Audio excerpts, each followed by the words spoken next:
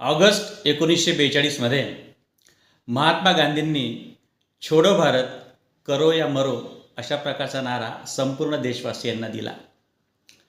या नाऱ्यामुळे संपूर्ण भारतवासी जनता पेटून उठली।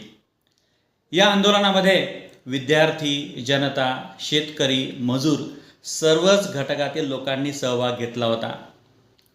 हे आंदोलन ब्रिटिश सरकारना हाकलून लावण्यासाठी मोठ्या प्रमाणात त्या ठिकाणी आंदोलन उभे केले गेले होते।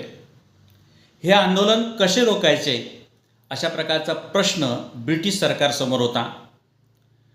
9 ऑगस्ट 1942 ला पहाटे महात्मा गांधी, सरदार वल्लभभाई पटेल, पंडित नेहरू, मौलाना आझाद अशा प्रकारच्या अनेक काँग्रेसी नेत्यांना ब्रिटिश सरकारने अटक केली होती। तेव्हा गांधीजी म्हणाले होते की हे आंदोलन जे आहे हे अहिंसक मार्गाने त्या ठिकाणी झाले पाहिजे।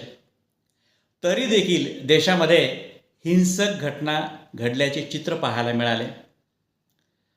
15 ऑगस्ट 1947 ला भारताला स्वातंत्र्य मिळाले।